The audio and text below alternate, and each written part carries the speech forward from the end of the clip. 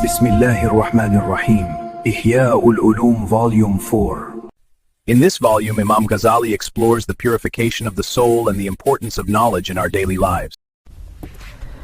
حضرت جنید رحمۃ اللہ علیہ نے ابلیس کو خواب میں دیکھا کہ وہ ننگا پھر رہا ہے۔ انہوں نے اس سے کہا، کیا تجھے ان آدمیوں سے شرم نہیں آتی؟ ابلیس نے کہا، کیا یہ آدمی ہیں؟ آدمی تو وہ ہیں جنہوں نے مسجد شونیزی میں میرے جسم کو لاغر کر دیا اور میرے جگر کو خاکستر کر ڈالا۔ حضرت جنید رحمۃ اللہ علیہ کہتے ہیں کہ میں نے بیدار ہونے کے بعد مسجد کا قصد کیا اور دیکھا کہ وہاں کچھ لوگ سر جھکائے بیٹھے ہیں اور سوچنے میں مصروف ہیں۔ مجھے دیکھ کر وہ لوگ کہنے لگے، تمہیں خبیث کے فریب میں نہ آنا چاہیے۔ نصر آبادی کو مکہ مکرمہ میں وفات کے بعد خواب میں دیکھا گیا اور دریافت کیا گیا کہ اللہ تعالی نے آپ کے ساتھ کیا سلوک کیا ہے۔ انہوں نے کہا کہ مجھ پر شرفاء کا عتاب نازل ہوا، پھر فرمایا گیا، اے ابو القاسم، کیا ملنے کے بعد جدائی ہوتی ہے؟ میں نے عرض کیا، نہیں اے صاحب جلال، چنانچہ مجھے ابھی قبر ہی میں رکھا گیا تھا کہ میں اپنے رب سے جا ملا۔ عتبہ غلام نے خواب میں ایک خوبصورت حور دیکھی۔ حور نے ان سے کہا، اے عتبہ، میں تجھ پر عاشق ہوں، اب کوئی ایسا کام نہ کرنا جو میرے اور تیرے درمیان حائل ہو جائے۔ عتبہ نے کہا، میں دنیا کو 3 مغلظ طلاقیں دے چکا ہوں، اب رجعت کی کوئی صورت نہیں ہے یہاں تک کہ تجھ سے ملاقات کروں۔ روایت ہے کہ ایوب السختیانی کسی گناہ گار بندے کا جنازہ دیکھ کر گھر چلے گئے تاکہ ان کی نماز جنازہ نہ پڑھیں۔ رات کو کسی بزرگ نے ایک شخص کو خواب میں دیکھا اور پوچھا، اللہ نے تیرے ساتھ کیا معاملہ فرمایا؟ اس نے کہا، اللہ نے مجھے بخش دیا اور تم ایوب السختیانی کو یہ آیت سنا دینا، قُلْ لَوْ أَنْتُمْ تَمْلِكُونَ خَزَائِنَ رَحْمَةِ رَبِّي إِذًا لَأَمْسَكْتُمْ خَشْيَةَ الْإِنفَاقِ۔ پارہ نمبر 16، رکوع نمبر 12، آیت نمبر 100۔ آپ فرما دیجئے، اگر تم لوگ میرے رب کی رحمت کے مختار ہوتے تو اس صورت میں تم خرچ کرنے کے اندیشے سے ہاتھ ضرور روک لیتے۔ ایک بزرگ کہتے ہیں کہ جس رات حضرت داؤد الطائی رحمۃ اللہ علیہ کی وفات ہوئی، میں نے خواب میں دیکھا کہ آسمان پر ایک نور ہے اور دنیا میں فرشتوں کی آمد و رفت جاری ہے۔ میں نے پوچھا، یہ کون سی رات ہے؟ لوگوں نے کہا، اس رات میں داؤد الطائی رحمۃ اللہ علیہ کا انتقال ہوا ہے اور ان کی روح کے استقبال کے لیے جنت سجائی جا رہی ہے۔ ابو سعید الشحام کہتے ہیں کہ میں نے سہل ستوکی کو خواب میں دیکھا اور کہا، اے شیخ۔ وہ کہنے لگے، اب مجھے شیخ مت کہنا۔ میں نے کہا، کیوں نہ کہوں؟ دنیا میں تمہارے حالات اسی قابل تھے کہ تمہیں شیخ کہا جائے۔ کہنے لگے، وہ حالات ہمارے کچھ کام نہ آئے۔ میں نے کہا، اللہ تعالی نے آپ کے ساتھ کیا معاملہ کیا ہے؟ فرمایا، مجھے ان مسائل کی وجہ سے بخش دیا ہے جو فلاں بڑھیا مجھ سے دریافت کرتی تھی۔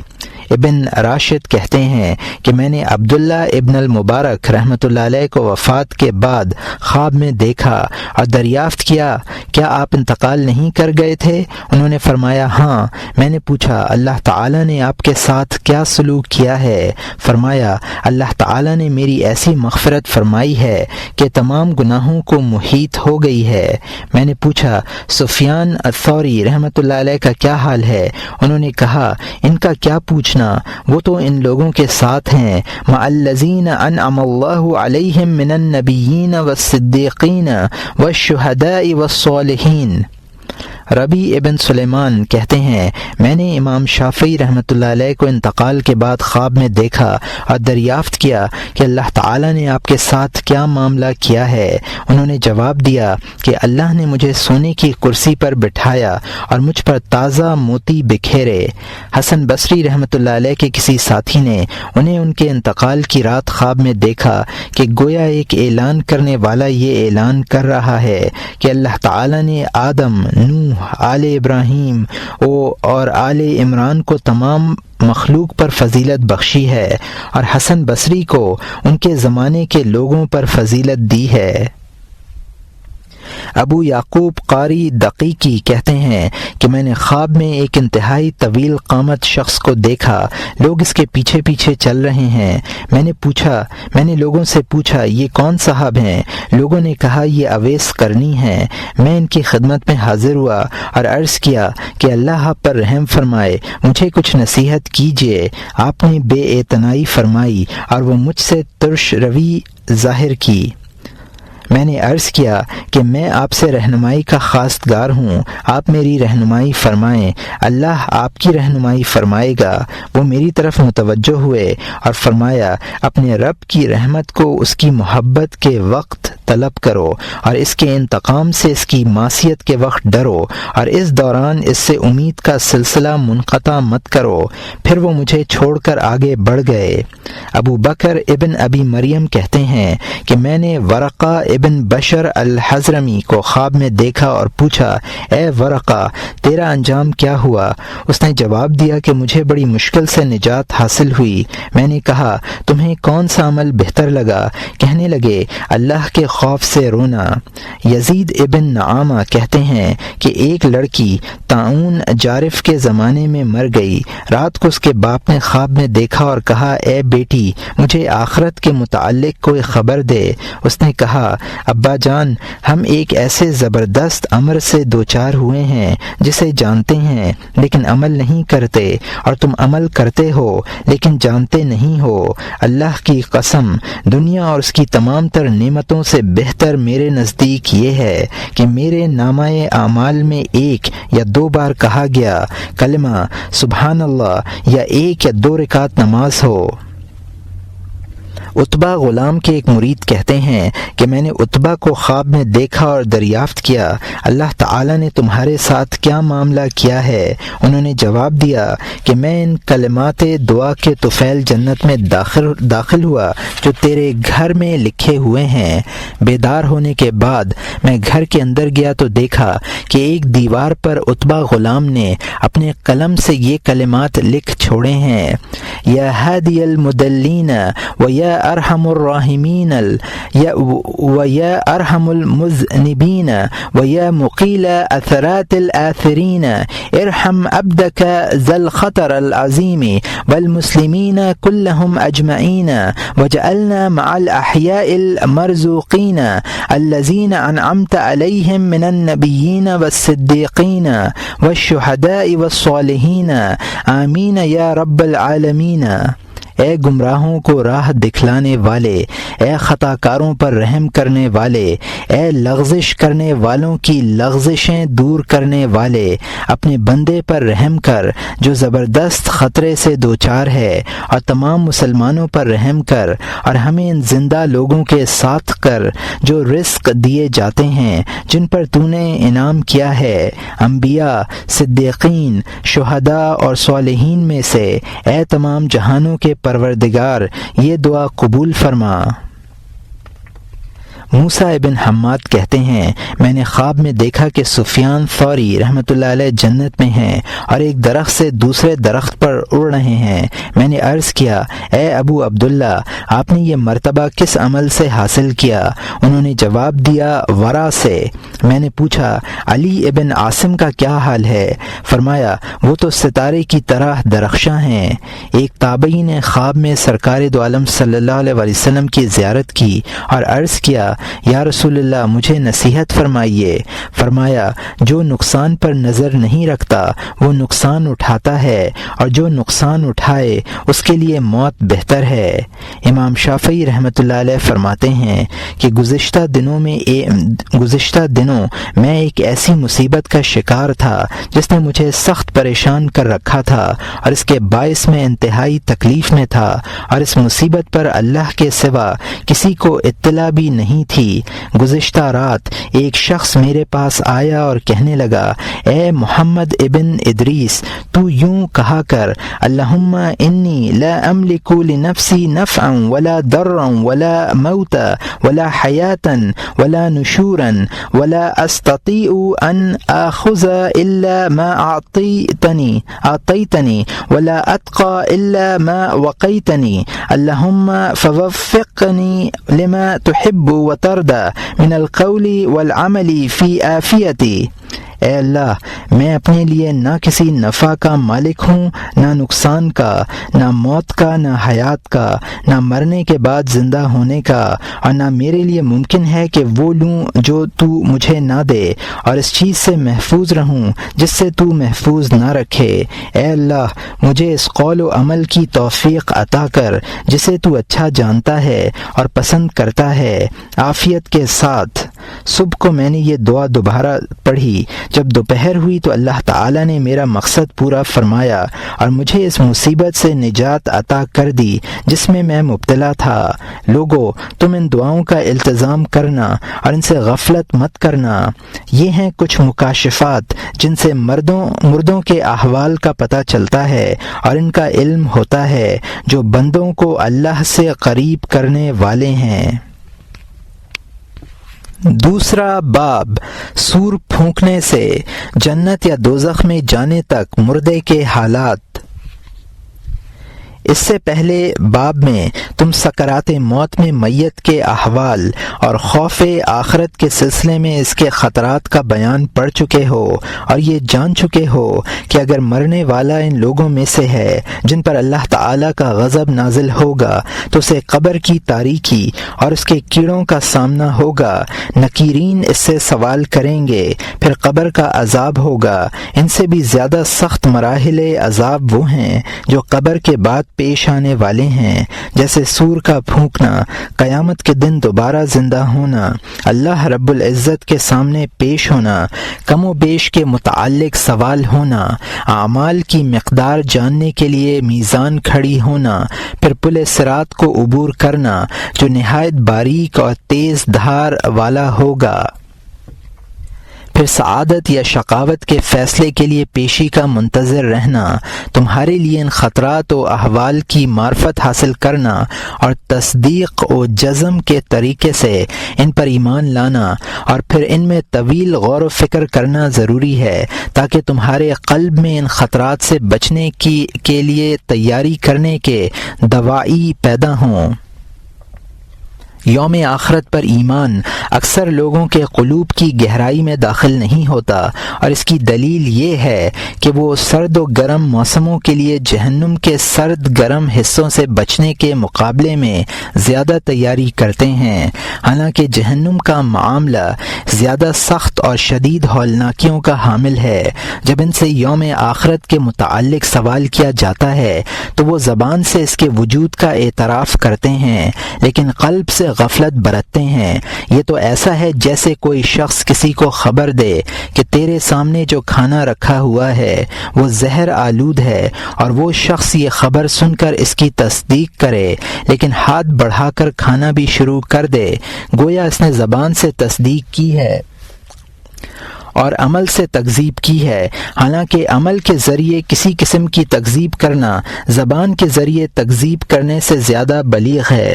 سرکار دو عالم صلی اللہ علیہ وسلم سے مروی ہے کہ اللہ تعالیٰ فرماتا ہے، ابن آدم نے مجھے گالی دی اور اس کے لیے مناسب نہ تھا کہ مجھے گالی دیتا، اور میری تکذیب کی اور اس کے لیے مناسب نہ تھا کہ میری تکذیب کرتا۔ اس کی گالی تو یہ ہے کہ وہ خدا کے لیے بیٹا تجویز کرتا ہے، اور تکذیب اس کا یہ کہنا ہے کہ مجھے دوبارہ اس طرح پیدا نہیں کرے گا جیسے پہلے پیدا کیا ہے، اور یہ بخاری کی حدیث ہے جس کو ابو ہریرہ رضی اللہ عنہ نے روایت کیا ہے۔ اصل میں لوگ اس طرح کے امور کی تصدیق اس لیے نہیں کرتے کہ انہیں کم سمجھتے ہیں، کیونکہ جو واقعات عالم آخرت میں پیش آنے والے ہیں عالم فانی میں ان کی نظریں کم ہیں۔ اگر لوگ حیوانات اور انسانوں کے بچے پیدا ہوتے ہوئے نہ دیکھتے اور ان سے کہا جاتا کہ ان بچوں کا ایک صانع ہے جو انہیں ایک گندے قطرے سے پیدا کرتا ہے، تو ان کا باطن کبھی اس سلسلہ تخلیق کی تصدیق نہ کرتا۔ اسی لیے اللہ تعالیٰ فرماتا ہے، اولم یر الانسان انا خلقناہ من نطفۃ فاذا هو خصیم مبین، پارہ نمبر 23 رکوع نمبر 4 آیت نمبر 77۔ کیا آدمی کو یہ معلوم نہیں کہ ہم نے اس کو نطفے سے پیدا کیا ہے؟ سو وہ اعلانیہ اعتراض کرنے لگا۔ أَيَحْسَبُ الْإِنسَانُ أَن يُتْرَكَ سُدًى أَلَمْ يَكُن نُطْفَةً مِّن مَّنِيٍّ يُمْنَىٰ ثُمَّ كَانَ عَلَقَةً فَخَلَقَ فَسَوَّىٰ فَجَعَلَ مِنْهُ الزَّوْجَيْنِ الذَّكَرَ وَالْأُنثَىٰ۔ پارہ نمبر 29، رکوع نمبر 18، آیت نمبر 36 سے 39 تک۔ کیا انسان یہ خیال کرتا ہے کہ یوں ہی محمل چھوڑ دیا جائے گا؟ کیا یہ شخص ایک قطرہ منی نہ تھا جو عورت کے رحم میں ٹپکایا گیا تھا، پھر وہ خون کا لوتھڑا ہو گیا، پھر اللہ تعالیٰ نے اس کو انسان بنایا، پھر اعضاء درست کیے، پھر اس کی 2 قسمیں کر دیں، مرد اور عورت۔ جس طرح انسان کی تخلیق اور اس کے اعضاء کی ترکیب و اختلاف میں بے شمار عجائبات مخفی ہیں، ان سے کہیں زیادہ عجائب انسان کے دوبارہ پیدا ہونے میں ہیں۔ جو شخص اللہ تعالیٰ کی قدرت و صفت کا مشاہدہ کرتا ہے وہ اس کی صنعت و حکمت کا کیسے انکار کر سکتا ہے؟ اگر تمہارے ایمان میں ضعف ہے تو پہلی پیدائش پر نظر کر کے اپنے ایمان کو پختہ کر لو، اس لیے کہ دوسری پیدائش پہلی ہی کی نظیر ہے، بلکہ اس سے بھی زیادہ سہل ہے۔ اور اگر تمہارا ایمان پختہ ہے تو تمہیں اپنے دل کو ان خطروں اور اندیشوں سے واقف کرانا چاہیے جو عنقریب پیش آنے والے ہیں، اور ان میں سے زیادہ فکر کرنا چاہیے اور عبرت حاصل کرنی چاہیے، تاکہ تمہارے دل کا سکون و قرار جاتا رہے اور تم جبار سماوات و ارض کے روبرو پیش ہونے کے لیے تیار ہو سکو۔ نفخہ سور، سب سے پہلے اہل قبر جو آواز سنیں گے وہ نفخہ سور کی آواز ہوگی۔ یہ ایک ایسی زبردست اور لرزہ خیز چیخ ہوگی کہ قبریں شق ہو جائیں گی اور مردے اٹھ کھڑے ہوں گے۔ فرض کرو قیامت برپا ہو چکی ہے، سور پھونکا جا چکا ہے اور تم قبر سے نکلے ہو۔ تمہارے چہرے کا رنگ متغیر ہے، تم سر سے پاؤں تک غبار آلود ہو اور اس چیخ سے پریشان ہو جسے سن کر تم اپنی قبر سے اٹھ کھڑے ہوئے تھے اور اس سمت دیکھ رہے ہو جدھر سے یہ آواز آئی تھی۔ چاروں طرف مخلوق خدا اپنی اپنی قبر سے نکل کھڑی ہے۔ صدیوں سے لوگ قبروں میں گل سڑ رہے تھے، روحیں الگ بے چین تھیں اور انتظار کی سختی جھیل رہی تھیں۔ اب یہ دوسری مصیبت سر پر آ پڑی ہے، حیران و پریشان کھڑے ہیں، سمجھ میں نہیں آتا کدھر جائیں، انجام کا خوف الگ ہے۔ اللہ تعالیٰ فرماتا ہے وَنُفِخَ فِي الصُّورِ فَصَعِقَ مَنْ فِي السَّمَاوَاتِ وَمَنْ فِي الْأَرْضِ إِلَّا مَنْ شَاءَ اللَّهُ ثُمَّ نُفِخَ فِيهِ أُخْرَى فَإِذَا هُمْ قِيَامٌ يَنْظُرُونَ۔ پارہ نمبر 24، رکوع نمبر 4، آیت نمبر 68۔ اور سور میں پھونک ماری جائے گی سو تمام آسمان اور زمین والوں کے ہوش اڑ جائیں گے مگر جس کو خدا چاہے۔ پھر اس میں دوبارہ پھونک ماری جائے گی تو دفتن سب کے سب کھڑے ہو جائیں گے۔ فَإِذَا نُقِرَ فِي النَّاقُورِ فَذَلِكَ يَوْمَئِذٍ يَوْمٌ عَسِيرٌ عَلَى الْكَافِرِينَ غَيْرُ يَسِيرٌ۔ پارہ نمبر 29، رکوع نمبر 15، آیت نمبر 8 سے 10 تک۔ پھر جس وقت سور پھونکا جائے گا سو وہ وقت یعنی وہ دن کافروں پر ایک سخت دن ہوگا جس میں ذرا آسانی نہ ہوگی۔ وَيَقُولُونَ مَتَى هَذَا الْوَعْدُ إِن كُنتُمْ صَادِقِينَ مَا يَنظُرُونَ إِلَّا صَيْحَةً وَاحِدَةً تَأْخُذُهُمْ وَهُمْ تَخِصِّمُونَ فَلَا يَسْتَطِيعُونَ تَوْصِيَةً وَلَا إِلَىٰ أَهْلِهِمْ يَرْجِعُونَ وَنُفِخَ فِي الصُّورِ فَإِذَا هُمْ مِنَ الْأَجْدَاثِ إِلَىٰ رَبِّهِمْ يَنْسِلُونَ قَالُوا يَا وَيْلَنَا مَنْ بَعَثَنَا مِنْ مَرْقَدِنَا هَذَا مَا وَعَدَ الرَّحْمَنُ وَصَدَقَ الْمُرْسَلُونَ۔ پارہ نمبر 23، رکوع نمبر 3، آیت نمبر 48 سے 52 تک۔ اور یہ لوگ کہتے ہیں کہ یہ وعدہ کب ہوگا اگر تم سچے ہو؟ یہ لوگ بس ایک سخت آواز کے منتظر ہیں جو ان کو آ پکڑے گی اور وہ سب باہم لڑ جھگڑ رہے ہوں گے اور سور پھونکا جائے گا سو وہ سب یکایک قبروں سے اپنے رب کی طرف جلدی جلدی چلنے لگیں گے، کہیں گے کہ ہائے ہماری کمبختی، ہم کو ہماری قبروں سے کس نے اٹھایا؟ یہ وہی ہے جس کا رحمان نے وعدہ کیا تھا اور پیغمبر سچ کہتے تھے۔ اگر مردوں کو اس آواز کی شدت اور سختی کے علاوہ کسی اور طرح کی دہشت برداشت نہ کرنی پڑے تو بھی قیامت سے ڈرنا چاہیے، کیونکہ یہ ایک ایسی خوفناک چیخ ہوگی جسے سن کر تمام لوگ مر جائیں گے سوائے ان چند فرشتوں کے جنہیں اللہ زندہ رکھنا چاہے۔ اسی لیے سرکار دو عالم صلی اللہ علیہ وسلم نے ارشاد فرمایا، کیف انعم وصاحب الصور قد التقم القرن وحن جبهة وأصغى بالأذن ينتظر متى يؤمر فينفخ۔ یہ ترمذی کی حدیث ہے جس کو ابو سعید رضی اللہ عنہ نے روایت کیا ہے۔ میں کیسے راحت پاؤں جبکہ سور پھونکنے والے نے نرسنگھا منہ میں رکھ لیا ہے اور سر جھکا کر کان لگا دیے ہیں، اس انتظار میں کہ کب حکم دیا جاؤں اور سور پھونکوں۔ مقاتل کہتے ہیں کہ قرن سے نرسنگھا مراد ہے، اور اس کی تفصیل یہ ہے کہ اسرافیل علیہ السلام نفیری کے شکل کے نرسنگھے پر منہ رکھے ہوئے ہیں، اور نرسنگھے کا دائرہ آسمان و زمین کی چوڑائی کے بقدر کشادہ ہے، اور وہ آسمان کی طرف نظر کیے ہوئے حکم الہی کے منتظر ہیں۔ جیسے ہی انہیں حکم ملے گا وہ سور پھونک دیں گے۔ جب پہلی مرتبہ سور پھونکیں گے تو اس کی دہشت سے تمام جاندار مخلوق مر جائے گی، صرف فرشتے باقی رہ جائیں گے۔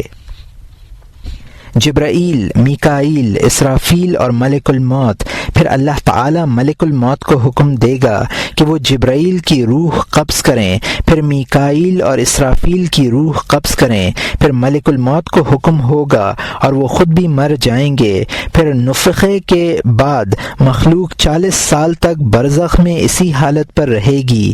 اس کے بعد اللہ تعالی اسرافیل علیہ السلام کو زندہ کرے گا اور انہیں حکم ہوگا کہ وہ دوبارہ سور پھونکیں، جیسا کہ قرآن کریم میں ہے، ثم نفخ فیہ اخری فاذا هم قیام ینظرون، پارہ نمبر 24 رکوع نمبر 4 آیت نمبر 68۔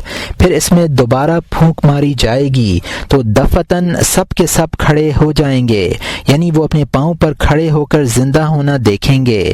سرکار دو عالم صلی اللہ علیہ وسلم ارشاد فرماتے ہیں، جب اللہ تعالی نے مجھے مبعوث فرمایا تو اسرافیل علیہ السلام سے کہلا دیا، انہوں نے سور اپنے منہ سے لگا لیا اور ایک قدم آگے اور دوسرا پیچھے رکھے منتظر ہیں کہ کب سور پھونکنے کا حکم ہو، اس لیے سور پھونکنے سے ڈرو۔ اور یہاں مترجم نے حاشیے میں لکھا ہے کہ مجھے یہ روایت اس طرح نہیں ملی، بلکہ بخاری نے اپنی تاریخ میں ابو ہریرہ رضی اللہ عنہ سے مختلف الفاظ میں نقل کی ہے۔ اور یہاں مترجم کا حاشیہ ختم ہوتا ہے۔ ذرا سوچو کہ مخلوق کے اسی ہجوم میں تم بھی موجود ہوگے، تم دنیا میں جس قدر خوشحال، ذی اقتدار اور باحیثیت ہو، اسی قدر وہاں ذلیل و خوار ہوں گے۔ آج جو لوگ دنیا کے بادشاہ ہیں وہ کل مخلوق میں سب سے زیادہ ذلیل اور حقیر ہوں گے، اور معمولی ذرہ سے زیادہ ان کی کوئی حیثیت نہیں ہوگی۔ اس وقت جنگلوں اور پہاڑوں کے وحشی اپنی تمام وحشتوں کے باوجود لوگوں میں آ ملیں گے، حالانکہ ان سے کوئی خطا سرزد نہ ہوئی ہوگی، اس کے باوجود وہ سور کی خوفناک آواز سے گھبرا کر لوگوں کے ساتھ کھڑے ہوں گے، اور اس خوف کے باعث لوگوں کے درپے ہونے کا تصور بھی نہ کریں گے۔ اللہ تعالیٰ کا ارشاد ہے، وَإِذَا الْوُحُوشُ حُشِرَتْ، پارہ نمبر 30 رکوع نمبر 6 آیت نمبر 5۔ اور جب وحشی جانور سب جمع ہو جائیں گے، پھر شیاطین سر جھکا کر آئیں گے، جو پہلے انتہائی سرکش اور نافرمان تھے، وہ اللہ تعالیٰ کے سامنے پیش ہونے کے خوف سے لرزتے کانپتے کھڑے ہوں گے۔ اللہ تعالیٰ کا ارشاد ہے، فَوَرَبِّكَ لَنَحْشُرَنَّهُمْ وَالشَّيَاطِينَ ثُمَّ لَنَحْضُرَنَّهُمْ حَوْلَ جَهَنَّمَ جِثِيًّا، پارہ نمبر 16 رکوع نمبر 8 آیت نمبر 68۔ سو قسم ہے آپ کے رب کی، ہم ان کو جمع کریں گے اور شیاطین کو بھی، پھر ان کو دوزخ کے گردا گرد اس حالت میں حاضر کریں گے کہ گھٹنوں کے بل گرے ہوں گے۔ میدان حشر اور اہل حشر، پھر یہ دیکھو کہ دوبارہ زندہ ہونے کے بعد انہیں کس طرح برہنہ پا برہنہ جسم اور غیر مختون میدان حشر کی طرف ہنکایا جائے گا۔ یہ ایک سفید نرم اور چٹیل زمین ہوگی جس میں حد نظر تک کوئی ٹیلا بھی نہ ہوگا کہ آدمی اس کے پیچھے چھپ جائے، اور نہ کوئی گڑھا ہوگا کہ اس کے نیچے چھپ جائے، بلکہ وہ ایک مستح زمین ہوگی جس میں کوئی نشیب و فراز نہ ہوگا۔ لوگ اس کی طرف گروہ در گروہ پہنچائے جائیں گے۔ پاک ہے وہ ذات جو اس میدان میں زمین کے چہار جانب سے تمام مخلوق کو ان کی مختلف اقسام و اصناف کے ساتھ جمع کرے گا۔ اس دن دلوں کے شایع نشان یہ ہوگا کہ وہ خوفزدہ رہیں، اور آنکھوں کے شایع نشان یہ ہوگا کہ ڈرتی رہیں۔ رسول اکرم صلی اللہ علیہ وسلم فرماتے ہیں، قیامت کے روز لوگوں کا حشر ایک سفید خاکی زمین پر ہوگا جو صاف گردے کی طرح ہوگی، جس میں کوئی عمارت نہ ہوگی کہ آدمی اس میں چھپ سکے، نہ کوئی ایسی آڑ ہوگی جو نظر کو واپس کر دے، اور نہ تو یہ گمان کر کہ وہ زمین دنیا کی زمین کی طرح ہوگی، بلکہ وہاں کی زمین اور یہاں کی زمین صرف نام میں برابر ہوگی۔ اللہ تعالی فرماتا ہے، یوم تبدل الارض غیر الارض والسماوات، پارہ نمبر 13 رکوع نمبر 19 آیت نمبر 48، جس روز دوسری زمین بدل جائے گی اس زمین کے علاوہ اور آسمان بھی۔ اور یہ بخاری و مسلم کی حدیث ہے جس کو سہل ابن سعد رضی اللہ عنہ نے روایت کیا ہے۔ حضرت عبداللہ ابن عباس رضی اللہ عنہ کی رائے یہ ہے کہ اسی زمین کے اندر کچھ کمی یا زیادتی کی جائے گی، اور اس کے درخت، پہاڑ اور جنگل ختم کر دیے جائیں گے، اور وہ آکاش کے چمڑے کی طرح پھیلا دی جائے گی۔ زمین سفید چاندنی کی طرح ہوگی، نہ اس پر کوئی خون بہایا گیا ہوگا اور نہ اس میں کوئی گناہ کیا گیا ہوگا، اور آسمان کا سورج، چاند اور ستارے فنا ہو جائیں گے۔ اس لیے اے مسکین، تو اس دن کی دہشت اور شدت میں غور کر، جب مخلوق اس میدان میں کھڑی ہوگی اور ان کے سروں کے اوپر سے ستارے، چاند اور سورج بکھر جائیں گے، زمین اپنے چراغ کے گل ہونے کے باعث تاریک ہو جائے گی۔ ابھی تو اسی حال میں ہوگا کہ اچانک آسمان گھومے گا اور اپنی غفلت اور سختی کے باوجود پھٹ کر گر جائے گا۔ ان کی یہ غفلت 500 برس کی مسافت کے برابر ہوگی۔ فرشتے ان کے کناروں پر کھڑے ہوئے ہوں گے۔ آسمانوں کے پھٹنے سے تیرے کانوں میں زبردست گونج پیدا ہوگی، اور آسمان پگھلی ہوئی چاندی کی طرح جس میں زردی کی آمیزش ہوگی بہنے لگیں گے۔ پھر وہ سرخ چمڑے اور گلے ہوئے تانبے کی طرح ہو جائیں گے۔ پہاڑ روئی کے گالوں کی طرح اڑیں گے، اور آدمی بکھرے ہوئے پتنگوں کی طرح ہوں گے، اور وہ ننگے پاؤں اور ننگے بدن پھرتے نظر آئیں گے۔ سرکار دو عالم صلی اللہ علیہ وسلم فرماتے ہیں کہ لوگ برہنہ پا برہنہ جسم بلا ختنہ اٹھائے جائیں گے، اور پسینہ ان کے منہ اور کانوں کی لو تک لگام کی طرح پہنچ جائے گا۔ ام المومنین حضرت سودا جو اس حدیث کی راویہ ہیں فرماتی ہیں، میں نے عرض کیا، یا رسول اللہ، بڑی خرابی کی بات ہوگی، ہم ایک دوسرے کو ننگا دیکھیں گے؟ حضرت صلی اللہ علیہ وسلم نے ارشاد فرمایا، اس دن لوگوں کو اس کی فرصت نہ ہوگی، بلکہ وہ دوسری ہی فکروں میں ہوں گے۔ اور یہ بخاری و مسلم کی حدیث ہے جس کو عائشہ رضی اللہ عنہا نے روایت کیا ہے۔ لِكُلِّ امْرِئٍ مِّنْهُمْ يَوْمَئِذٍ شَأْنٌ یغنی، پارہ نمبر 30 رکوع نمبر 5 آیت نمبر 37۔ ان میں ہر شخص کو ایسا مشغلہ ہوگا جو اس کو اور طرف متوجہ نہ ہونے دے گا۔ وہ دن کتنا سخت ہوگا کہ لوگ ننگے ہوں گے لیکن ایک دوسرے سے محفوظ ہوں گے، اور ایسا کیوں نہ ہو کہ بعض لوگ پیٹ کے بل اور بعض لوگ سر کے بل چلیں گے۔ اس صورت میں انہیں یہ قدرت ہی کہاں ہوگی کہ وہ ایک دوسرے کی طرف التفات کر سکیں۔ حضرت ابو ہریرہ رضی اللہ عنہ روایت کرتے ہیں کہ سرکار دو عالم صلی اللہ علیہ وسلم نے ارشاد فرمایا کہ قیامت کے دن لوگوں کا حشر 3 حالتوں پر ہوگا: سوار، پیدل بل اور سر کے بل چلنے والے۔ ایک شخص نے عرض کیا یا رسول اللہ سر کے بل کس طرح چلیں گے؟ فرمایا جو ذات لوگوں کو ان کے پیروں پر چلاتی ہے وہ انہیں سر کے بل پر چلانے پر قادر ہے، سر کے بل بھی چلانے پر قادر ہے، اور یہ ترمذی کی حدیث ہے۔ اصل میں آدمی طبعی طور پر ان امور سے انکار کرتا ہے جن سے مانوس نہیں ہوتا۔ چنانچہ جو شخص سانپ کو پیٹ کے بل تیزی کے ساتھ چلتا ہوا نہیں دیکھتا وہ یہی سمجھتا ہے کہ آدمی پاؤں کے بغیر نہیں چل سکتا۔ ایسے ہی اگر کوئی شخص پیروں پر چلتا ہوا نہ دیکھے وہ پیروں پر چلنے کا انکار کرے گا۔ اس لیے تم قیامت کے ان عجائبات کا انکار مت کرو جو تمہاری دنیاوی قیاسات کے خلاف ہوں۔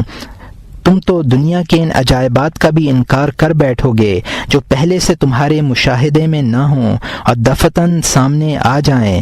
قیامت کے حیرتناک واقعات کو بھی اسی پر قیاس کرنا چاہیے۔ اب تم اپنے دل میں اپنی صورت کا استحضار کرو اور چشم تصور سے دیکھو کہ تم میدان حشر میں ننگے بدن، ذلیل و خوار، حیران اور پریشان کھڑے ہوئے ہو اور سعادت و شقاوت کے فیصلوں کے منتظر ہو۔ یہ حالت یقیناً سخت ہوگی۔ تمہیں اس سختی سے بچنے کے لیے ابھی سے کوشش کرنی چاہیے۔ میدان حشر میں آنے والا پسینہ۔ پھر مخلوق کے ازدحام اور اجتماع میں غور کرو۔ حشر کے دن جو جگہ کھڑے ہونے کے لیے مقرر کی جائے گی وہاں 7 آسمانوں اور 7 زمینوں کے رہنے والے جمع ہوں گے۔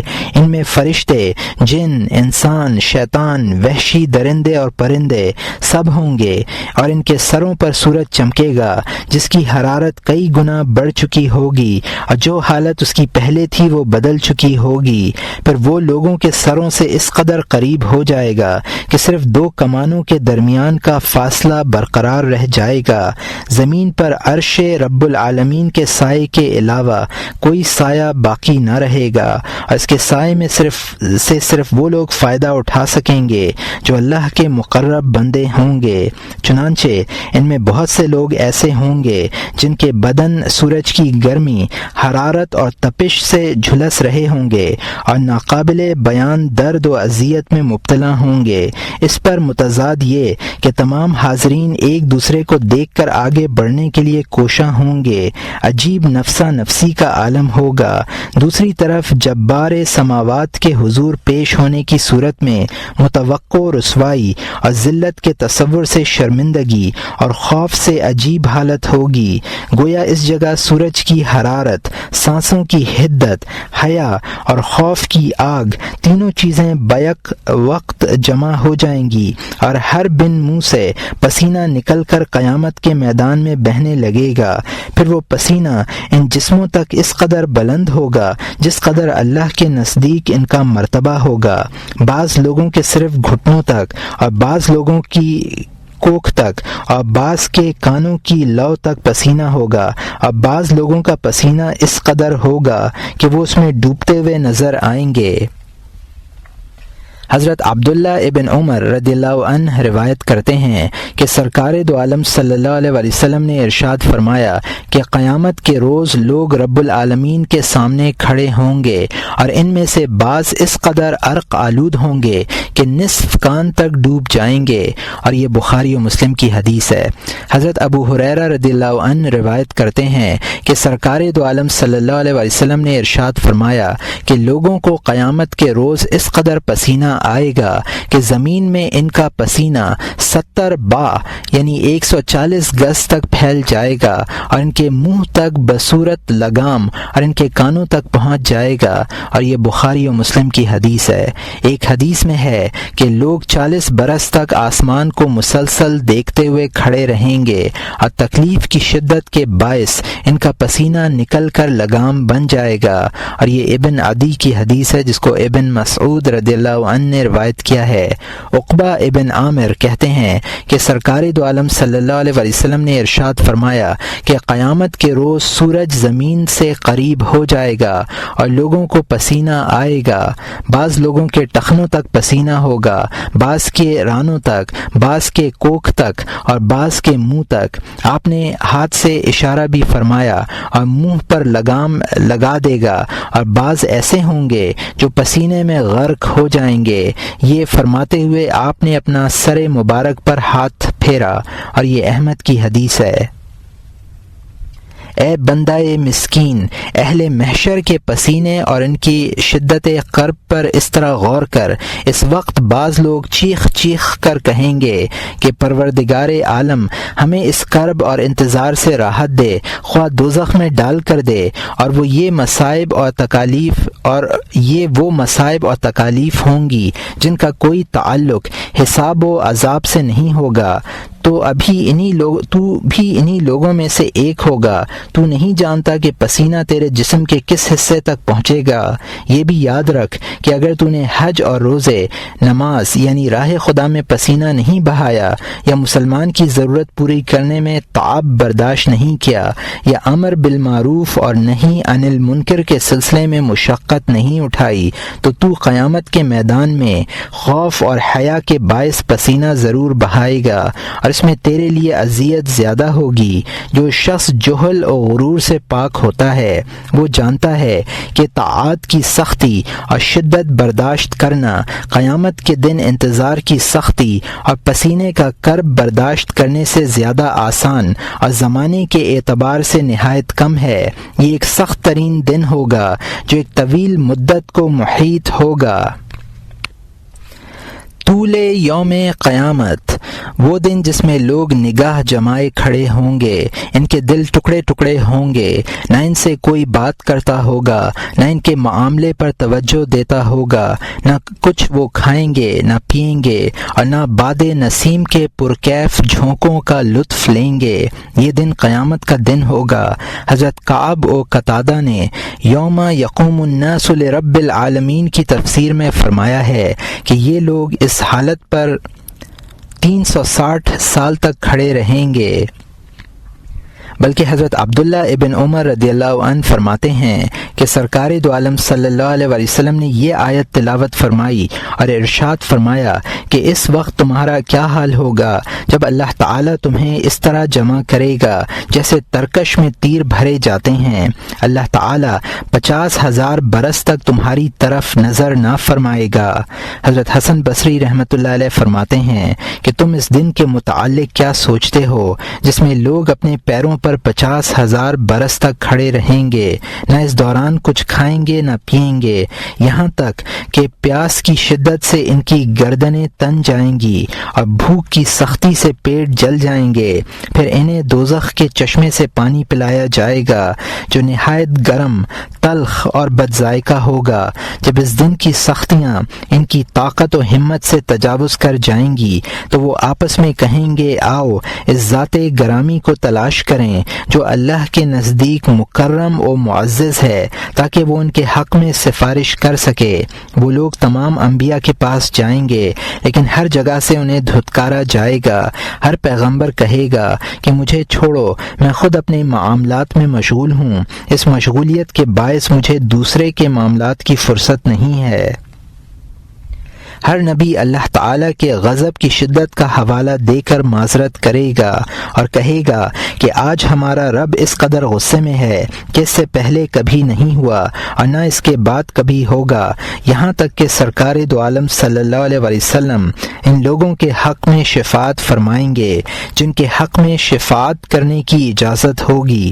ارشاد باری ہے لا تنفع الشفاعت الا لمن اذن له الرحمن ورضی له قولا، پارہ نمبر 16 رکوع نمبر 15 آیت نمبر 109۔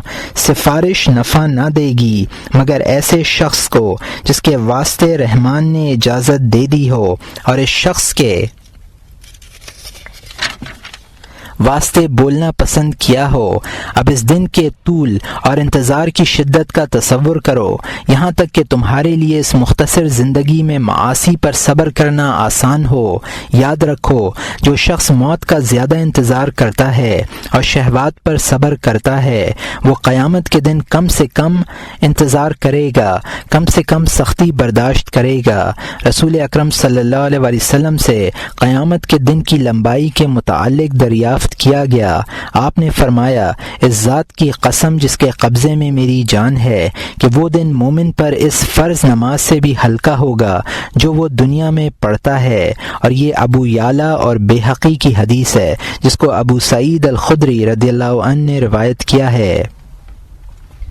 کوشش کرو کہ تم ایسے ہی مومنین میں سے ہو جب تک زندگی کی سانس باقی ہیں۔ معاملہ تمہارے اختیار میں ہے اور تیاری تمہارے ہاتھ میں ہے، اس لیے تم مختصر دنوں میں لمبے دنوں کے لیے عمل کرو، اس میں تمہیں ایسا فائدہ حاصل ہوگا جس کی کوئی انتہا نہیں ہے۔ اور اپنی عمر کو حقیر جانو، بلکہ دنیا کی عمر کو حقیر سمجھو۔ دنیا کی عمر 7000 سال ہے۔ اگر تم نے 7000 سال تک صبر کر لیا تو تمہیں ایک ایسے دن سے نجات مل جائے گی جس کی مقدار 50,000 برس ہے۔ اس صورت میں تمہارا نفع زیادہ اور محنت کم ہوگی۔ قیامت، اس کے مصائب اور اسماء۔ اے بندہ مسکین، اس یوم عظیم کے لیے تیاری کر۔ اس کی شان عظیم، اس کی مدت طویل، اس کا بادشاہ زبردست، اس کا زمانہ قریب ہے۔ تو اس دن دیکھے گا کہ آسمان پھٹ جائے گا، ستارے اس کی دہشت سے بکھر جائیں گے، ستاروں کا نور ماند پڑ جائے گا، آفتاب کی دھوپ تہ ہو جائے گی، پہاڑ چلائے جائیں گے، گیابھن اونٹنیاں چھٹی پھریں گی، وحشی درندے اکٹھے کیے جائیں گے، دریا ابلیں گے اور نفوس جسموں سے مل جائیں گے، دوزخ دہکائی جائے گی، جنت قریب لائی جائے گی، پہاڑ اڑیں گے، زمین پھیلے گی، اس میں زلزلہ آئے گا اور اپنے خزانے باہر نکال ڈالے گی۔ یہ تمام واقعات اس دن ظہور پذیر ہوں گے جب آدمی طرح طرح کے ہو جائیں گے تاکہ اپنے اعمال کا مشاہدہ کریں۔ اس دن زمین اور پہاڑ اٹھائے جائیں گے اور انہیں ایک پٹخی دی جائے گی، واقع ہونے والی چیز واقع ہوگی، آسمان پھٹ جائے گا، وہ اس دن کمزور اور سست پڑ جائے گا، فرشتے اس کے چاروں طرف ہوں گے اور تیرے رب کا عرش 8 فرشتے اٹھائیں گے۔ اس دن تم سب پیش کیے جاؤ گے اور کوئی چھپنے والی چیز تم سے چھپی نہ رہے گی۔ جب پہاڑ چلیں گے اور تو زمین کو کھلی ہوئی دیکھے گا، اس روز زمین تھرائے گی، پہاڑ ٹکڑے ٹکڑے ہو کر بکھر جائیں گے۔ اس دن لوگ پتنگوں کی طرح بکھریں گے اور پہاڑ دھنی ہوئی روئی کی طرح اڑیں گے۔ اس دن دودھ پلانے والی عورتیں اپنے بچوں کو فراموش کر دیں گی اور حاملہ عورتیں بچہ جن دیں گی۔ تو لوگوں کو نشے میں دیکھے گا، حالانکہ وہ نشے میں نہیں ہوں گے، بلکہ اللہ تعالیٰ کا عذاب نہایت شدید ہوگا۔ جب زمین دوسری زمین بن جائے گی اور آسمان دوسرا آسمان بن جائے گا اور لوگ اللہ تعالیٰ کے سامنے نکلیں گے، اس دن پہاڑ اڑا دیے جائیں گے اور زمین چٹیل میدان کر دی جائے گی جس میں نہ کوئی موڑ ہوگا اور نہ ٹیلا ہوگا۔ اس دن تم ان پہاڑوں کو بادلوں کی مانند اڑتا ہوا دیکھو گے جنہیں آج جامد خیال کرتے ہو۔ اس دن آسمان پھٹ پڑے گا اور پھٹ کر لال چمڑے کی طرح ہو جائے گا۔ اس دن نہ کسی انسان سے اس کے گناہ کے متعلق باز پرس کی جائے گی اور نہ کسی جن سے۔ اس دن گناہگار کو کلام سے منع کر دیا جائے گا اور نہ ان سے جرموں کے متعلق پوچھا جائے گا، بلکہ وہ لوگ پریشانی کے بالوں اور پاؤں کے ذریعے پکڑے جائیں گے۔ اس دن ہر شخص اپنے ہر اچھے اور برے عمل کو اپنے سامنے حاضر پائے گا اور یہ تمنا کرے گا کہ کاش اس دن کے اور اس کے درمیان ایک طویل وقفہ حائل ہو جائے۔ اس دن ہر نفس کو معلوم ہوگا کہ وہ کیا لے کر آیا ہے اور دیکھے گا کہ اس نے آگے بھیجا ہے اور کیا پیچھے چھوڑا ہے۔ اس دن زبانیں گنگ ہو جائیں گی اور اعضاء کلام کریں گے۔ یہ وہ دن ہوگا جس کے ذکر نے سرکار دو عالم صلی اللہ علیہ وسلم کو بوڑھا کر دیا تھا۔ روایت ہے کہ حضرت ابو بکر صدیق رضی اللہ عنہ نے عرض کیا، یا رسول اللہ صلی اللہ علیہ وسلم، میں دیکھتا ہوں کہ آپ بوڑھے ہو گئے ہیں۔ حضرت صلی اللہ علیہ وسلم نے ارشاد فرمایا کہ مجھے سورہ ہود اور اس کی بہنوں، سورہ واقعہ، مرسلات، اما یتساءلون، اذا الشمس کورت نے بوڑھا کر دیا ہے، اور یہ ترمذی اور حاکم کی حدیث ہے۔ اے کم فہم قاری قرآن، تجھے قرآن کریم سے صرف اس قدر واسطہ ہے کہ تو اس کے الفاظ سے زبان کو حرکت دے لیتا ہے۔ اگر تو ان الفاظ میں فکر بھی کرتا تو تجھے اس چیز کا تلخ ذائقہ ملتا جس نے سید المرسلین کو بوڑھا کر دیا تھا،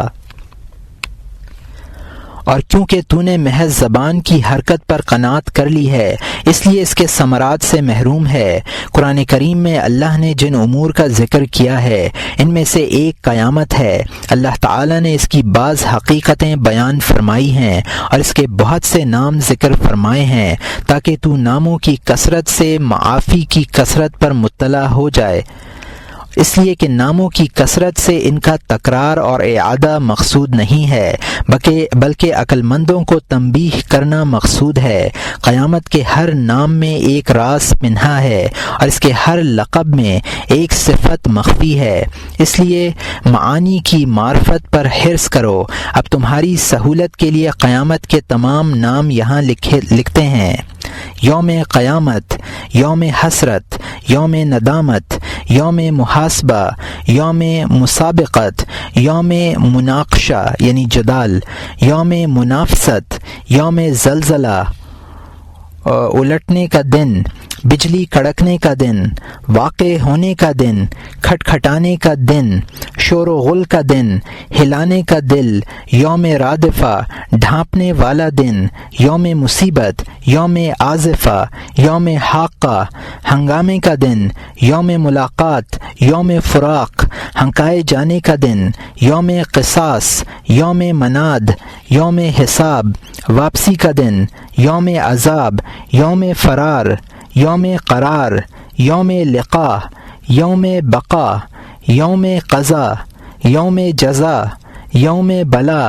یوم بقا، یوم بقا، یوم حشر، یوم وعید، پیشی کا دن، تولے جانے کا دن، یوم حق، یوم حکم، یوم افتراق، یوم اجتماع، یوم بعث، یوم فتح، یوم ذلت، یوم عظیم، بانجھ ہو جانے کا دن، مشکلات کا دن، بدلے کا دن، یوم یقین، یوم نشور، یوم مسیر، یوم نفخہ، یوم صیحہ، یوم رجفہ، یوم رجہ، یوم زجرہ، یوم سکرہ، یوم فضا، یوم جزا، یوم منتہا، یوم ماوا، یوم میقات، یوم میعاد، یوم مرصاد، یوم قلق، یوم عرق، یوم افتقار، یوم انقدار، یوم انتشار، یوم انشقاق، یوم وقوف، یوم خروج، یوم خلود، یوم تغابن،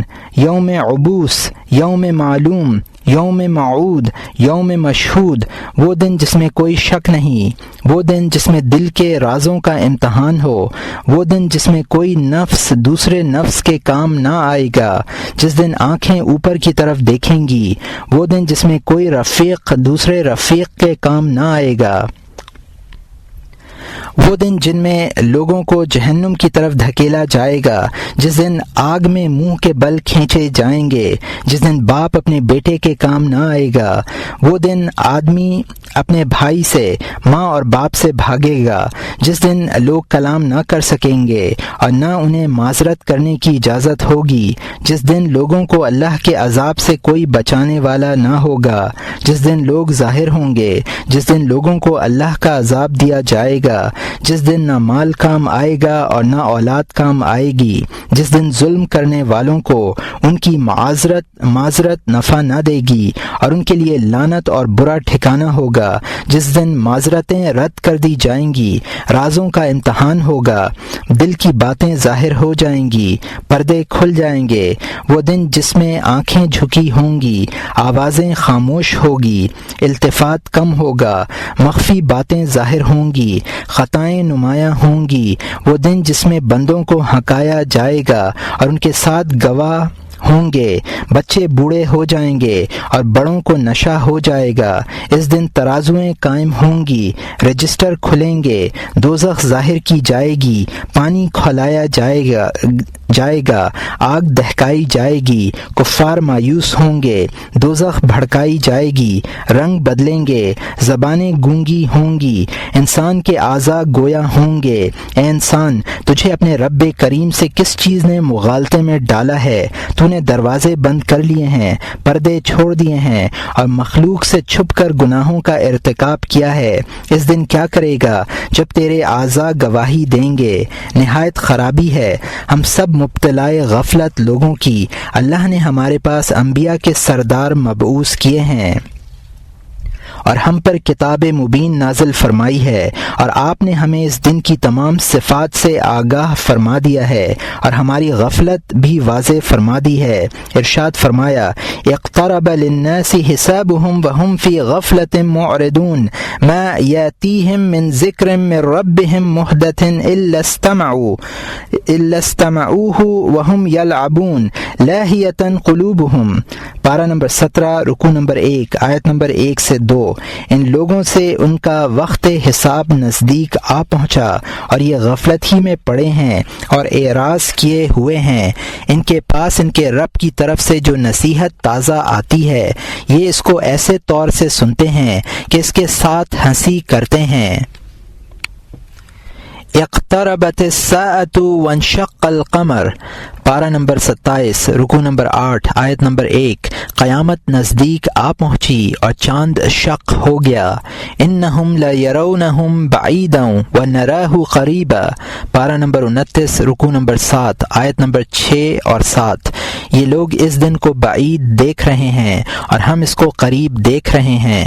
وما یدریک لعل الساعة تکون قریبا، پارہ نمبر 24 رکوع نمبر 5 آیت نمبر 63۔ اور آپ کو اس کی کیا خبر عجب نہیں کہ قیامت قریب ہی واقع ہو جائے۔ ہمارا بہترین حال یہ ہوتا ہے کہ ہم قرآن کی تلاوت اور اس کے مطالعے کو عمل بناتے، لیکن افسوس نہ ہم اس کے معانی میں غور کرتے ہیں، نہ اس دن کے بے شمار اوصاف اور اسما میں فکر کرتے ہیں، اور نہ اس کے مصائب سے بچنے کی تیاری کرتے ہیں۔ ہم اس غفلت سے اللہ کی پناہ چاہتے ہیں، اگر وہ اپنی وسیع رحمت سے اس کا تدارک نہ فرمائے۔ سوال کی کیفیت۔ اے بندہ مسکین، ان احوال کے بعد تو اس سوال میں غور کر جو براہ راست تجھ سے کیا جائے گا۔ تھوڑے اور بہت، ذرہ اور تنکے، ہر چیز کے متعلق پوچھا جائے گا۔ قیامت کے دن ابھی جب کہ تو اس دن کی سختی، اذیت اور پسینے کی تکلیف میں مبتلا ہوگا۔ آسمانوں کے 4 جانب سے فرشتے اتریں گے اور ان کے جسم نہایت ضخیم و عریض اور تندرست و توانا ہوں گے۔ وہ مزاج کے اعتبار سے سخت گیر اور تند خو ہوں گے۔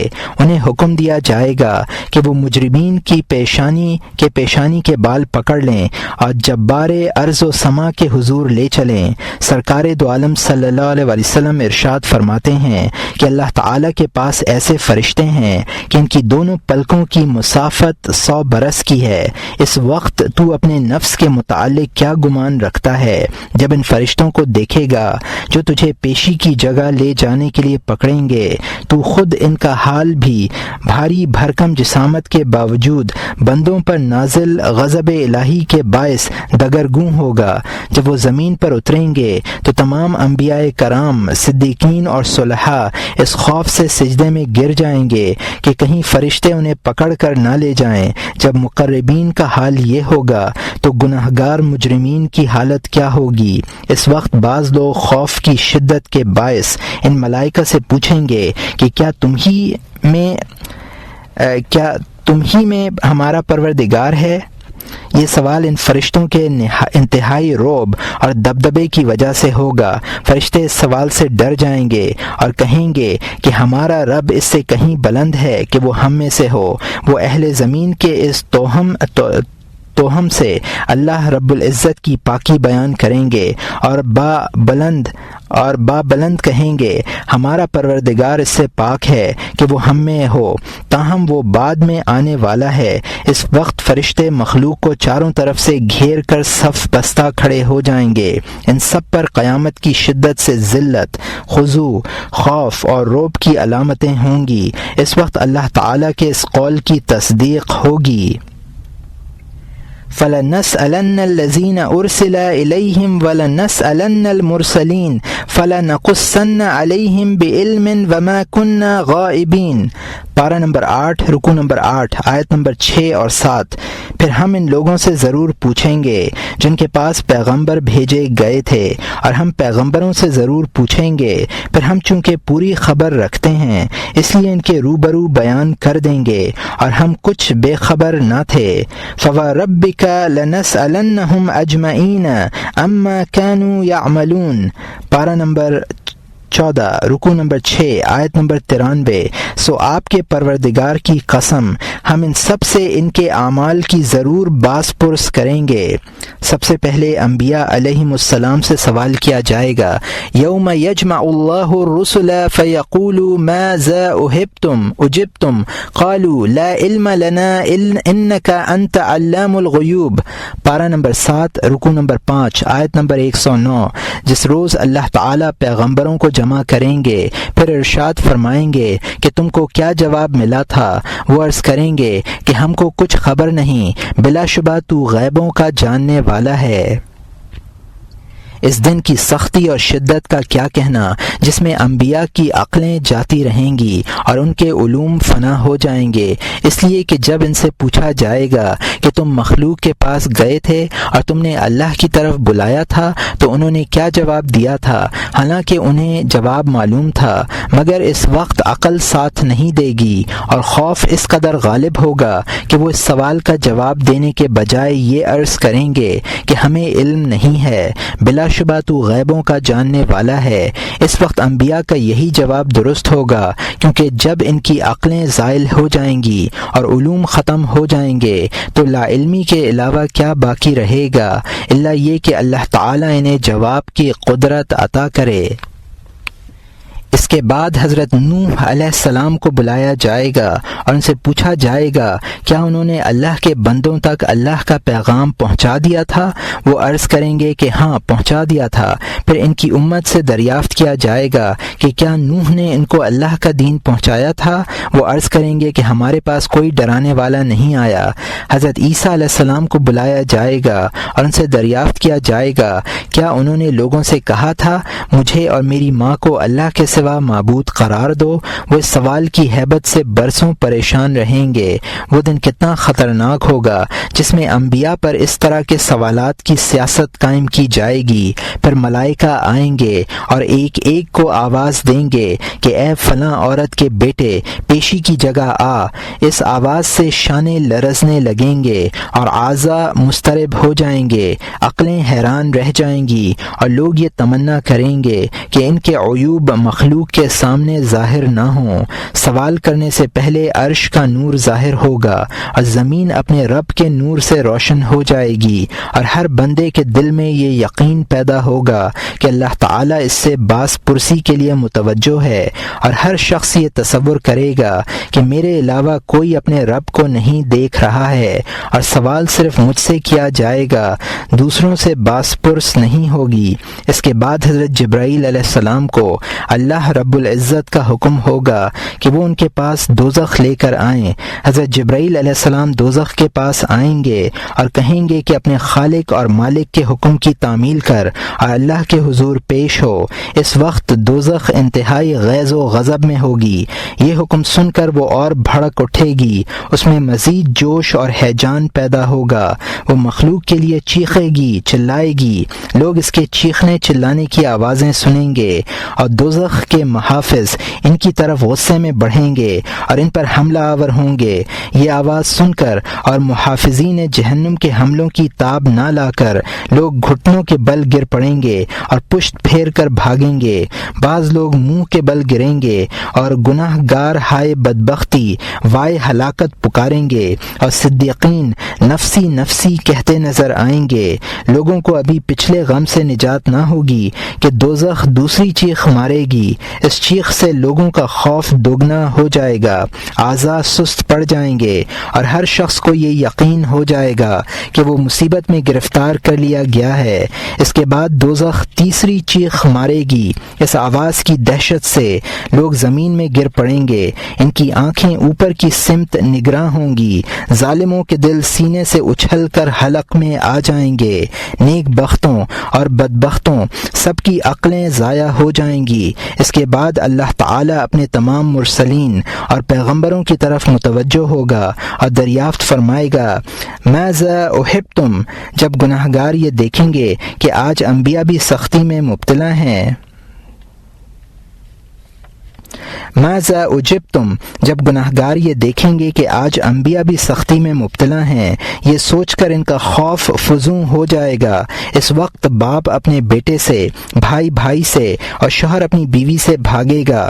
ہر شخص کو اپنے اپنے معاملات کا انتظار ہوگا، پھر ہر شخص کو الگ الگ بلایا جائے گا اور اللہ تعالیٰ اس سے بالمشافہ سوال کرے گا، اس کے ہر عمل کے متعلق باز پرس فرمائے گا، خواہ وہ تھوڑا تھا یا زیادہ، واضح تھا یا مخفی، اس کے تمام اعضاء اور جوارح سے باز پرس ہوگی۔ حضرت ابو ہریرہ رضی اللہ عنہ روایت کرتے ہیں کہ لوگوں نے عرض کیا، یا رسول اللہ، کیا ہم قیامت کے دن اپنے رب کو دیکھیں گے؟ فرمایا، کیا تمہیں آفتاب کی رویت میں شک ہوتا ہے جب دوپہر میں سورج اور تمہارے درمیان بادل حائل نہیں ہوتا؟ اور کیا تم 14ویں رات کے چاند کی رویت میں شک کرتے ہو جب تمہارے اور چاند کے درمیان کوئی ابر نہیں ہوتا؟ لوگوں نے عرض کیا، نہیں۔ فرمایا، اس ذات کی قسم جس کے قبضے میں میری جان ہے، تم اپنے رب کے دیدار میں بھی شک نہیں کرو گے۔ وہ بندے سے ملاقات کرے گا اور اس سے پوچھے گا کہ کیا میں نے تجھے عزت نہیں دی تھی، تجھے سیادت نہیں دی تھی، تیرا جوڑا نہیں بنایا تھا؟ کیا گھوڑے اور اونٹ تیرے تابع نہیں کیے تھے؟ کیا تجھے سرداری عطا نہیں کی تھی؟ بندہ عرض کرے گا، پروردگار، یہ سب نعمتیں تو نے مجھے عطا کی تھیں۔ اللہ تعالیٰ فرمائے گا کہ کیا تو یہ گمان رکھتا تھا کہ تجھے مجھ سے ملنا نہیں ہے؟ وہ عرض کرے گا، نہیں۔ اللہ تعالیٰ فرمائے گا، جس طرح تو نے ہمیں فراموش کیا، ہم بھی تجھے فراموش کرتے ہیں۔